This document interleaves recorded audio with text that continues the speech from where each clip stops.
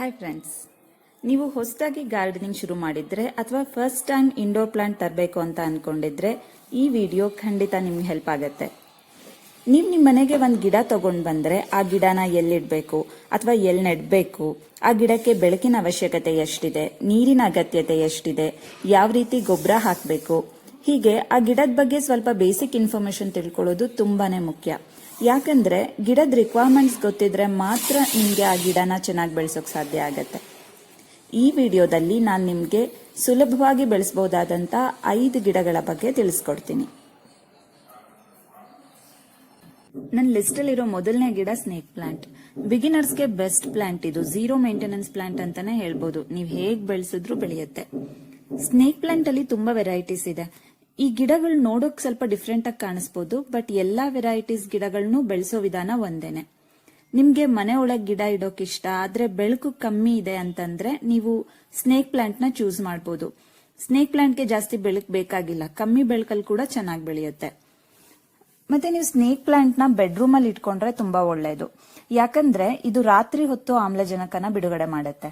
NASA research ಪ್ರಕಾರ ಗಾಳಿಲಿರೋ impurities ನ observe ಮಾಡ್ಕೊಳ್ಳೋ ಕೆಪಾಸಿಟಿ ಈ ಗಿಡಕ್ಕೆ ಜಾಸ್ತಿ ಇದೆ. ಹಾಗಾಗಿ ಇದು one of the best air purifying plant. ಎಲ್ಲರಿಗೂ ಪರಿಚಯ ಇರೋ ಗಿಡ ಇದು. ಇಂಡೋರ್ ಗಾರ್ಡನ್ ಇದೆ ಅಂದ್ರೆ ಮನಿ ಪ್ಲಾಂಟ್ ಅಂತೂ ಮೋಸ್ಟ್ಲಿ ಇದ್ದೇ ಇರತ್ತೆ. ಮನಿ ಪ್ಲಾಂಟ್ ನ ನೀವು ಮಣ್ಣಲ್ಲಾದ್ರೂ ನೆಡ್ಬೋದು ಅಥವಾ ನೀರಲ್ಲಾದ್ರೂ ಬೆಳೆಸಬಹುದು. ನೀರಲ್ಲಿ ಇಟ್ಟಿದ್ರೆ ಫ್ರೀಕ್ವೆಂಟ್ ಆಗಿ ನೀರನ್ನ ಚೇಂಜ್ ಮಾಡಿ. ಇದರಿಂದ ಏನಾಗುತ್ತೆ, ಗಿಡಕ್ಕೆ ಅದಕ್ಕೆ ಬೇಕಾಗಿರೋ ಮಿನರಲ್ಸ್ ಮತ್ತೆ ನ್ಯೂಟ್ರಿಯೆಂಟ್ಸ್ ಚೆನ್ನಾಗಿ ಸಿಗತ್ತೆ. ಗಿಡ ಹೆಲ್ದಿಯಾಗಿ ಬೆಳೆಯುತ್ತೆ. ಮನಿ ಪ್ಲಾಂಟ್ಗೆ ಗಾಳಿ ಬೆಳಕು ತುಂಬಾ ಮುಖ್ಯ. ನೀವು ಮನೆ ಒಳಗಾದ್ರೂ ಇಡಿ ಅಥವಾ ಬಾಲ್ಕನಿಯಲ್ಲಾದ್ರೂ ಇಡಿ, ಬಟ್ ಗಾಳಿ ಬೆಳಕು ಚೆನ್ನಾಗಿರೋ ಕಡೆ ಇಡಿ. ಹಾಗಿದ್ರೆ ಗಿಡ ಚೆನ್ನಾಗಿ ಬೆಳೆಯುತ್ತೆ. ಸಿಂಗೋನಿಯಂ ಕೂಡ ಬಿಗಿನರ್ಸ್ಗೆ best plant. Low maintenance plant ಇದು. ಏನು ಸ್ಪೆಷಲ್ ಕೇರ್ ಬೇಕಾಗಿಲ್ಲ. ರೆಗ್ಯುಲರ್ ಆಗಿ ನೀರ್ ಹಾಕಿದ್ರೆ ಸಾಕು. ಯಾವುದೇ ವೆದರ್ ಕಂಡೀಷನ್ ಇದ್ರೂ ಅಡಾಪ್ಟ್ ಆಗುತ್ತೆ. ಹ್ಯಾಂಗಿಂಗ್ ಬಾಸ್ಕೆಟ್ಗೆ ವರ್ಟಿಕಲ್ ಗಾರ್ಡನ್ ಮಾಡೋದಿದ್ರೆ ಈ ಗಿಡ ಚೆನ್ನಾಗಿರುತ್ತೆ. ತುಂಬಾ ಫಾಸ್ಟ್ ಗ್ರೋಯಿಂಗ್ ಪ್ಲಾಂಟ್ ಇದು. ಒಂದ್ ಗಿಡ ನೆಟ್ರೆ ಸಾಕು, 1-2 ಮಂತ್ಸ್ ಅಲ್ಲೇ ಪಾಟ್ ಫುಲ್ ಆಗುತ್ತೆ.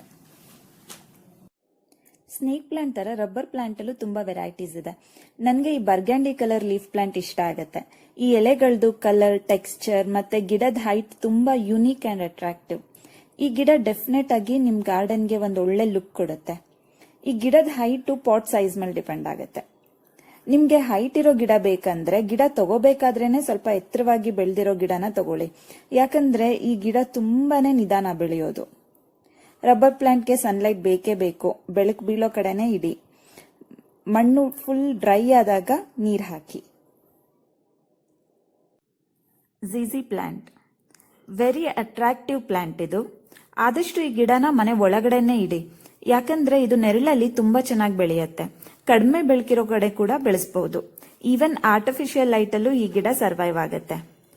ಈ ಗಿಡನ ನೀವು ಆಫೀಸ್ ಡೆಸ್ಕ್ ಅಲ್ಲಿ, ಟೇಬಲ್ ಮೇಲೆ, ಟಿಪಾಯ್ ಮೇಲೆ, ಟಿವಿ ಕ್ಯಾಬಿನೆಟ್ ಅಲ್ಲಿ ಡೆಕೋರೇಟಿವ್ ಆಗಿ ಇಡಬಹುದು. ಈ ಗಿಡಕ್ಕೆ ಜಾಸ್ತಿ ನೀರ್ ಹಾಕಬಾರದು. ಮಣ್ಣು ಪೂರ್ತಿ ಡ್ರೈ ಆಗಿದೆ ಅಂತ ಅನ್ಸಿದ್ರೆ ಸ್ವಲ್ಪ ನೀರ್ ಹಾಕಿದ್ರೆ ಸಾಕು. ಜಾಸ್ತಿ ನೀರ್ ಹಾಕೋದ್ರಿಂದ ಈ ಗಿಡದ ಬೇರ್ಗಳು ಕೊಳ್ತು ಗಿಡ ಹಾಳಾಗೋ ಚಾನ್ಸಸ್ ಇರುತ್ತೆ. ಈ ಗಿಡ ಅಂತಲ್ಲ, ನಾನೀಗ ಹೇಳಿದ ಎಲ್ಲಾ ಗಿಡಕ್ಕೂ ಇದು ಅನ್ವಯಿಸುತ್ತೆ. ನೀವು ಗಿಡಕ್ಕೆ ನೀರ್ ಹಾಕೋ ಮುಂಚೆ ಮಣ್ಣನ್ನು ಮುಟ್ ನೋಡಿ. ಮಣ್ಣಲ್ಲಿ ತೇವಾಂಶ ಕಮ್ಮಿ ಆಗಿದ್ರೆ ಮಾತ್ರ ನೀರ್ ಹಾಕಿ. ಯಾಕಂದ್ರೆ ಓವರ್ ವಾಟರಿಂಗ್ ಇಂದ ಇಂಡೋರ್ ಪ್ಲಾಂಟ್ಸ್ ಹಾಳಾಗತ್ತೆ. ಈ ವಿಡಿಯೋ ನಿಮ್ಗೆ ಇಷ್ಟ ಆಗಿದ್ರೆ ಲೈಕ್ ಮಾಡಿ, ಗ್ರೀನ್ ಅಪ್ ಚಾನೆಲ್ಗೆ ಸಬ್ಸ್ಕ್ರೈಬ್ ಆಗಿ. Thank you.